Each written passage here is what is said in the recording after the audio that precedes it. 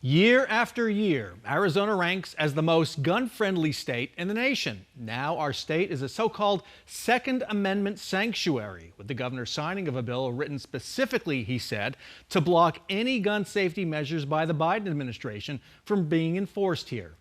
Maricopa County Sheriff Paul Penzone is responsible for enforcing the laws. Welcome back to Square Off, sir. Thanks for having me. I saw a big social media response after I posted that the governor had signed this bill, and the big question was, is this even legal? Doesn't the Constitution have something to say about this? What do you know? What are your lawyers telling you? Well, I'm no expert in constitutional law, but I can tell you with my knowledge of it, the Constitution was designed to protect itself.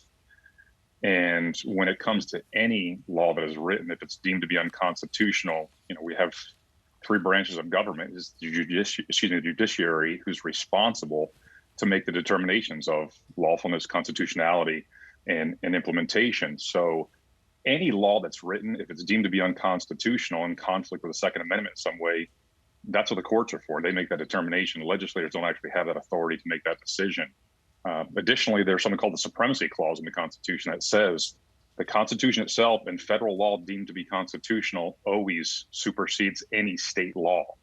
So just inherently, there's some legal conflicts here that would mean that the application of that legislation really has, from my perspective, it doesn't have any teeth. It does not have any teeth at all? Well, I mean, there's a redundancy. If you're saying that something is unconstitutional, therefore we can't act on it in and of itself, the Constitution protects us from that.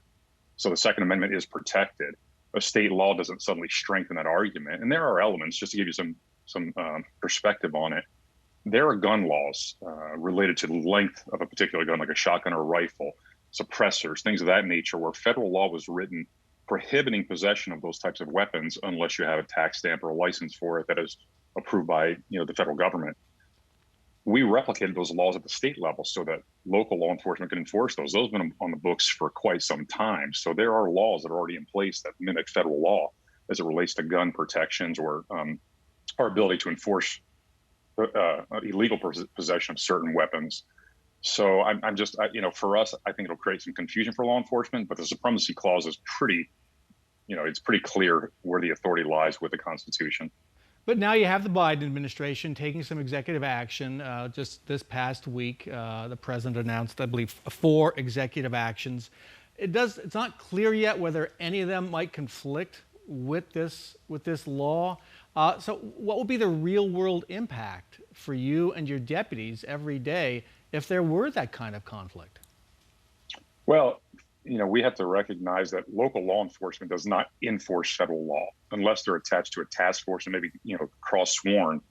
Our job is to enforce state laws. It's written. And, as a constitutional sheriff, and everyone wants to see that any law enforcement officer is acting constitutionally, if this administration or any other, whether it be through executive order or otherwise, does something to infringe upon the Constitution, the checks and balances are in place, and the courts will make the determination on that. A different example, just as apples and oranges, SB 1070, when it was written by legislators. And when it went to the courts, it was found that certain pieces of it were unconstitutional and therefore struck.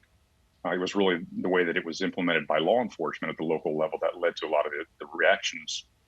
But it's an example of legislators writing law that maybe is in conflict with the Constitution in some pieces, and the courts stepping in to make the determination and to right the ship. So for us, I don't know that it's going to affect us because we're going to enforce state laws as written as long as the courts deem it to be constitutional. If the Biden administration or any other tries to infringe upon the Constitution, whether it be the Second Amendment or any other, the courts will be the intervening body. That's why we have the 3, bodies of our nation that act in their lane to make sure there are checks and balances. Hypothetical, say the Biden administration or Joe Biden with an executive action of some kind, banned AR-15s. Unlikely, but say he did that.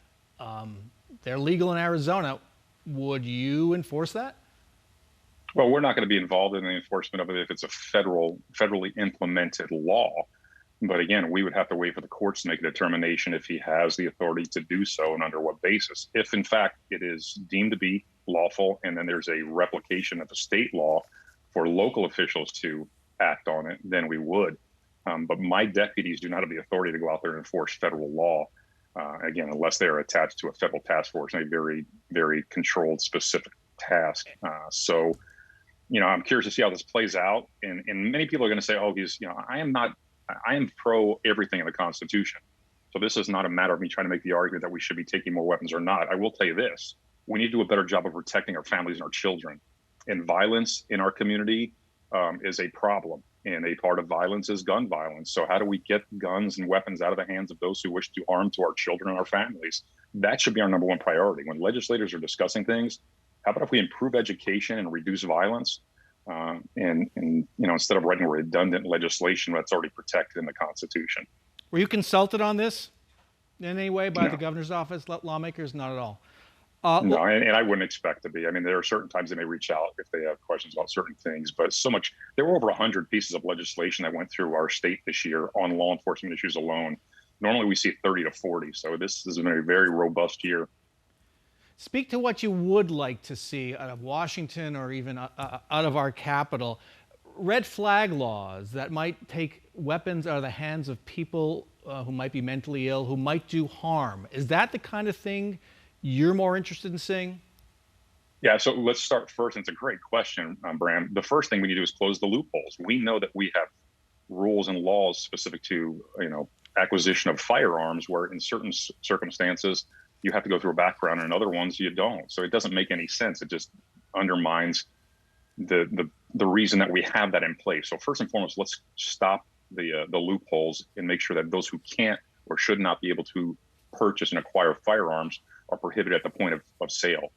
Secondarily, I'm always cautious about the red flag because I believe in the philosophy of it, but we need to make sure that due process is attached to it, that the onus is not on law enforcement to be a decision maker relative to the implementation of that, but that the due process can be, that it can be timely, but that everyone's rights are still protected. So I do think when it comes to those that are mentally ill, those whose rights have been lost because they've been convicted of crimes, those who have acted in a manner where it's indicative of the likelihood of violence, that we have some authority to get the weapons out of their hands, go through due process to make the determination if in fact that threat is legitimate or if they're entitled to keep their weapons, that they're not going to harm others. All right. Sheriff Paul Penzone, thanks so much for joining us. Thank you. Have a great day, Bram. You too.